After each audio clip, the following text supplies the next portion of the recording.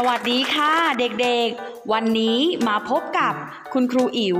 สุดาพรเรืองสุขสุดในรายวิชาภาษาไทยชั่วโมงที่6แต่ว่าวันนี้นั้นเราจะไปเรียนอะไรกันไปชมกันเลยค่ะโรงเรียนสิริเบญญาลัยกลุ่มสาระการเรียนรู้ภาษาไทยหน่วยการเรียนรู้ที่3เรื่องมาตรากงกลมเกยเกิลตัวสะกดกำหนดเสียงก่อนอื่นนะคะก่อนที่เราจะไปรู้จักกับมาตรากงกลมเกยเกิลนั้นวันนี้เราจะมาทำความรู้จักกันกับความหมายของมาตราตัวสะกดกันก่อนนะคะมาตราตัวสะกดนะคะหมายถึงพยัญชนะที่ผสมอยู่ท้ายพยางค์หรือคำโดยจะออกเสียงผสมเข้ากับสระนั่นเองค่ะมาตราตัวสะกดมีทั้งหมด8มาตราด้วยกันเรามาเรียนรู้ไปพร้อมๆกันเลยว่ามีอะไรบ้างมาตราที่1ค่ะมาตรากงมาตรากลมมาตราเกยมาตราเกิลมาตรากกมาตรากฎมาตรากลและมาตรากบค่ะแต่ยังไม่หมดนะคะส่วนคำที่ไม่มีตัวสะกดนั้นจัดอยู่ในมาตราแม่กอกานั่นเองค่ะมาตราตัวสะกดของเรานั้นนะคะแบ่งออกเป็นทั้งหมด8มาตราด้วยกันใช่ไหมคะและจะแบ่งออกเป็น2กลุ่มใหญ่ๆก็คือมาตราตัวสะกดที่สะกดตรงตามมาตราและมาตราตัวสะกดที่สะกดไม่ตรงตามมาตราแต่ในส่วนของวันนี้นั้นคุณครูจะพาเด็กๆมารู้จักกันกับมาตราตัวสะกดที่สะกดตรงตามมาตรามีทั้งหมด4มาตราด้วยกันมีอะไรบ้างนั้นมาดูกันเลยค่ะมาตราที่1ค่ะมาตรากงมาตรากลมมาตราเกย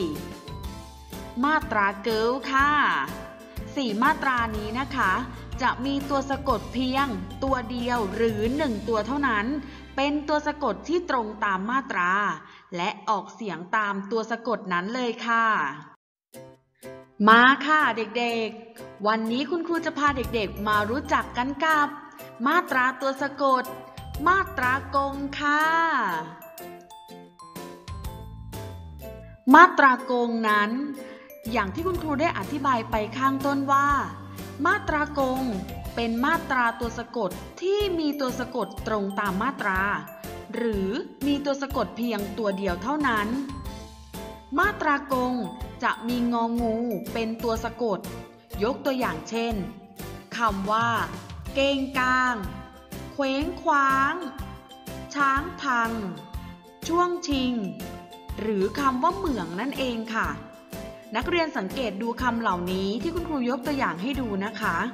ท้ายคำจะมีงองูเป็นตัวสะกดทั้งสิ้นคำเหล่านี้จึงจัดอยู่ในมาตราตัวสะกดแม่กงค่ะนอกจากนี้นะคะคุณครูยังมีตัวอย่างเพิ่มเติมที่ได้นำมาฝากให้กับเด็กๆได้ดูกันคำแรกค่ะกางเกงคำต่อไปค่ะระฆังและคำสุดท้ายนะคะที่นำมายกตัวอย่างให้กับเด็กๆได้ดูกันในวันนี้นะคะคำว่าฟังเพลงหลังจากที่เด็กๆได้เรียนรู้ในเรื่องของมาตราตัวสะกดมาตรากงไปแล้ววันนี้คุณครูขอฝากใบงานให้เด็กๆได้กลับไปทำใบงานชิ้นนี้จะอยู่ในเล่มแบบฝึกหัดที่คุณครูได้แจกให้เด็กๆกลับไปแล้วมีทั้งหมด10ข้อด้วยกันนะคะมาดูในเรื่องของคำชี้แจงกันก่อนคำชี้แจงบอกว่าให้นักเรียนเติมพยัญชนะงองูลงในช่องว่างแล้วฝึกอ่านวันนี้ขออนุญาตยกแค่ตัวอย่างให้ดูก่อนนะคะมาดูตัวอย่างค่ะคุณครูมีคำมาให้แล้วเว้นช่องว่างเอาไว้ ให้นักเรียนนำพยัญชนะงองูหรือตัวสะกดในมาตรากงเนี้ยลงไปเติมให้เป็นคำที่สมบูรณ์ที่สุดพร้อมกับให้นักเรียนฝึกอ่านนะคะอย่างเช่นคำว่าร้องไห้ที่มีพยัญชนะงองูอยู่ในตัวสะกดมาตรากงค่ะท้ายคลิปนี้นะคะขออนุญาตฝากแบบฝึกหัดให้นักเรียนได้ฝึกทักษะในเรื่องของการเขียนการจินตนาการเรื่องราวนะคะมาดูคำชี้แจงกันก่อนให้นักเรียนเขียนเรื่องจากภาพที่กำหนดให้พร้อมตั้งชื่อเรื่องประกอบให้สอดคล้องกับรูปภาพทำลงในสมุดนะคะไม่ต้องวาดภาพค่ะมาดูรูปภาพกันเลยค่ะเป็นรูปภาพเกี่ยวกับอะไรให้นักเรียนตั้งชื่อเรื่องให้คุณครูด้วยนะคะจินตนาการตั้งชื่อตัวละครก็ได้นะคะไม่ว่ากันเขียนมา5 ถึง 8 บรรทัดลงในสมุดนะคะแล้วนำมาส่งคุณครูด้วยนะ